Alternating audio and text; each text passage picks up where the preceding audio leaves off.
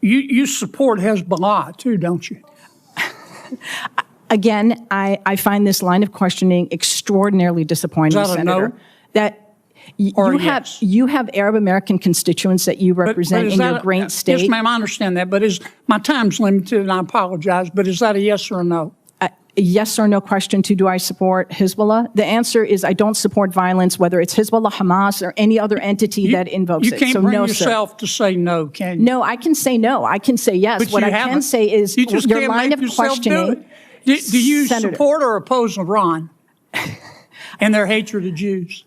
Again, I'm going to emphasize Iran, Hezbollah, Hamas, none of them is going to, this you discussion. You can't bring yourself to say no, can Sir, you? I don't support. It's real simple. Excuse me. I'm going to, Ian, if I may, as a Muslim woman, sir, I'm going to tell you I do not support Iran. But what happens when a Senate hearing meant to confront hate spirals into one of the most explosive exchanges of the year? Today's hearing was supposed to be about protecting Americans from hate and discrimination. Instead, it became a raw, emotional, and deeply controversial clash over anti-Semitism, free speech, campus culture, and political accountability. Tempers flared, accusations flew, and one phrase echoed through the chamber: "Your time has expired." Let's break down exactly what happened, why it matters, and what it reveals about America right now. Kennedy. Thank you, Mr. Chairman. Rabbi, do you believe there are a substantial number of people at Harvard University who believe in diversity, equity, inclusion, and the right to harass Jews? I do. That's a yes? Yes. And do you believe those people have acted on their self-anointed right to harass Jews? Yes. And has the administration at Harvard University allowed that to happen? Yes. Is that true at University of California at Berkeley? Yes. How about UCLA? Yes. How about NYU? Yes. A lot of other universities too. Isn't that the case? That is correct. Now, Title VI says that if you receive federal money, you can't harass Jews. Isn't that true? That is correct. Has the Biden-Harris administration taken away the money of Harvard? No. How about Berkeley? Nope. How about UCLA? No, sir. How about NYU? No. They've just talked, haven't they? That is correct. Okay.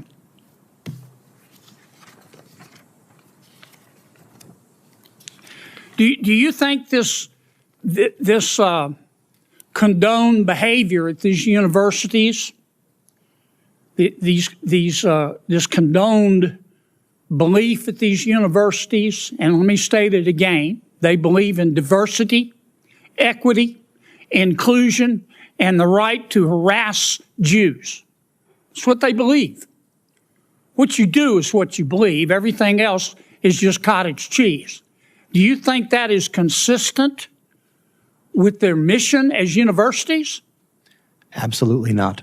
Okay. So above and beyond the question of money, it is the morality, the purpose of higher education in America, is it not? That is correct. Ms. Berry, you are the executive director of the Arab American Institute. Is that correct? Correct, sir. Okay. And according to your website, you're also, I'm going to quote here, a longtime Democratic Party activist who served as a member of the 2016 Democratic National Convention's Platform Standing Committee, close quote. Is that correct? That's correct. Okay. You support Hamas, do you not?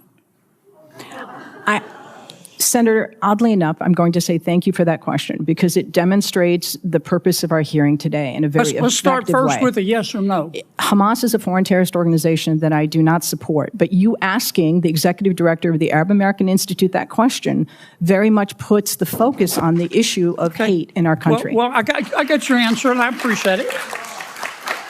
What is the, you support Hezbollah too, don't you? Again, I find this line of questioning extraordinarily disappointing, Is that a Senator. no? That Or you a have yes? you have Arab American constituents that you represent is in that your great state. Yes, ma'am, I understand that, but my time's limited, and I apologize, but is that a yes or a no? A yes or no question to do I support Hezbollah? The answer is I don't support violence, whether it's Hezbollah, Hamas, or any other entity that invokes You it. can't So bring no, yourself to say no, can you? No, I can say no. I can say yes. But What you I can haven't. say is You just your can't line make of yourself do questioning. it. Do you Senator. support or oppose Iran and their hatred of Jews? Again, I'm going to emphasize Iran, Hezbollah, Hamas, none of them is going to, this You can't bring discussion. yourself to say no, can Sir, you? I don't support. It's real simple. Excuse me. I'm going to, Ian, if I may, as a Muslim woman, sir, I'm going to tell you I do not support Iran. But what I will tell you is that this conversation. I'm running out of time. I'm Okay. sorry. You called our decision to cut funding. You called our decision to cut fund. Well, first, what's the United Nations Relief and Works Agency? It's UNRWA, which is Yeah. the institution that exists to provide services and aid to the nearly 6 million Palestinian refugees. And you called our decision to cut funding for them, quote, an incredible moral failure, close quote. That is absolutely correct. But again, I would suggest that conversation is about foreign policy. We did that because 9 UNRWA staff members were fired for actually helping Hamas on October 7th. Isn't that the case? I don't believe that that's correct in terms Let of. me ask you one more time. You support Hamas, don't you? You Sir. support UNRWA and Hamas, don't you? Sir, Please. I think it's exceptionally disappointing that you're looking at an Arab American witness before you and saying you support Hamas. You know what's disappointing to me? I do not support You can't Hamas. bring yourself I do to not say support Hamas You don't or support UNRWA. You don't support Hamas. You don't. I was very support clear in my support for Hezbollah, UNRWA. and you don't I support oppose- Iran. You should hide your head in a bag. Your time has expired. Please, Ms. Berry, I'm going to allow you to respond to any one or all of those questions at this point. Senator Durbin, thank you very much for holding this hearing and for elevating the issue of hate crime. It's regrettable that as I sit here, have experienced the very issue that we're attempting to deal with today. The introduction of foreign policy is not how we keep Arab Americans or Jewish Americans or Muslim Americans or Black people or Asian Americans, anybody safe. This has been regrettably a real disappointment, but very much an indication of the danger to our democratic institutions that we're in now. And I deeply regret that, and I do hope that my testimony today has been helpful to understanding the need to respond to hate.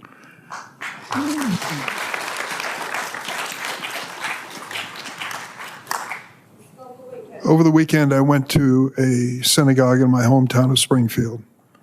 There was a bar mitzvah for a dear friend of mine. I couldn't help but notice the security guards that were posted for this bar mitzvah.